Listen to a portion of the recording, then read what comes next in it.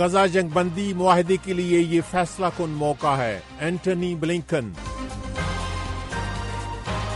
بھارتی وزیر اعظم یوکرین کا دورہ کریں گے، وزارت خارجہ۔ یوکرین کے صدر کا روسی علاقے کرسک میں بفر زون قائم کرنے کا اعلان۔ وائس آف امریکہ واشنگٹن سے اہم خبروں کے ساتھ محمد جلیل۔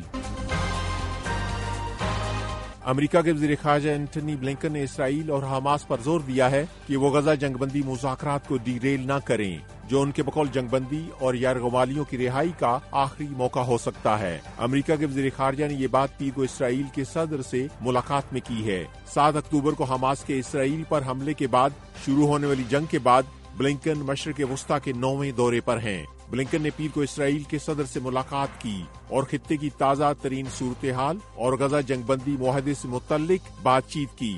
بلنکن نے اسرائیل کے صدر سے ملاقات میں کہا،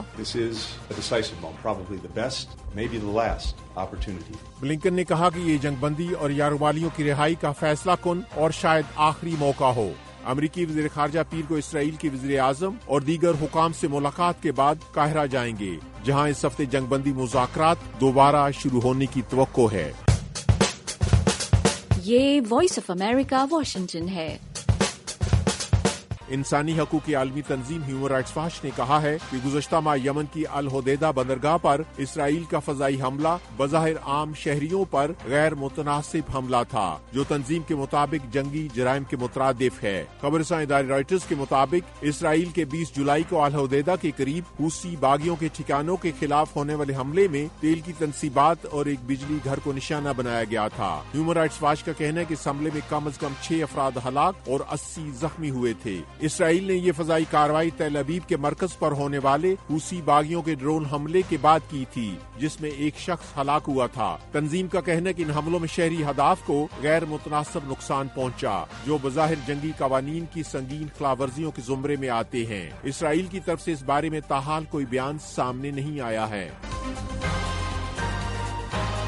بھارت کی وزارت خارجہ نے اعلان کیا ہے کہ وزیر اعظم نریندر مودی یوکرین کا دورہ کریں گے۔ بھارت کی وزارت خارجہ نے پیر کو کہا کہ وزیر اعظم مودی یوکرین کے ساتھ پولینڈ کا بھی دورہ کریں گے، تاہم وزارت خارجہ نے اس دورے کے بارے میں مزید تفصیل بیان نہیں کی ہے۔ بھارتی میڈیا کے مطابق وزیر اعظم مودی ممکنہ طور پر 21 سے 23 اگست تک یوکرین اور پولینڈ کا دورہ کریں گے۔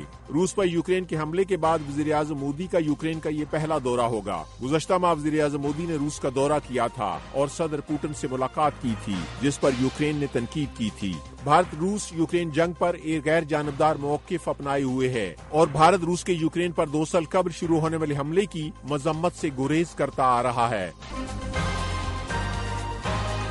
یوکرین کے صدر ولادیمیر زیلنسکی کا کہنا ہے کہ روس کے کرسک کے علاقے میں فوجی مداخلت کا مقصد بفر زون بنانا ہے۔ یہ پہلا موقع ہے جب یوکرین کے صدر نے روسی علاقے میں یوکرین کے فوجی آپریشن کے مقاصد واضح طور پر بیان کیے ہیں۔ زیلنسکی نے کہا کہ ان دفاعی کارروائیوں کا مقصد روس کی زیادہ سے زیادہ جنگی صلاحیتوں کو تباہ کرنا اور روس کے علاقے کرسک میں بفر زون بنانا ہے۔ یوکرین کے عہدیداروں کا کہنا ہے کہ انہوں نے اس علاقے میں ایک پل کو تباہ کر دیا اور ایک دوسرے پل کو نشانہ بنایا ہے، تاکہ روسی فورسز کی سپلائی لائنز کو متاثر کیا جا سکے۔ یوکرینی افواج کی جانب سے 6 اگست کو شروع ہونے والی فوجی کارروائیوں کے بعد اب بھی روسی علاقے میں پیش قدمی جاری ہے۔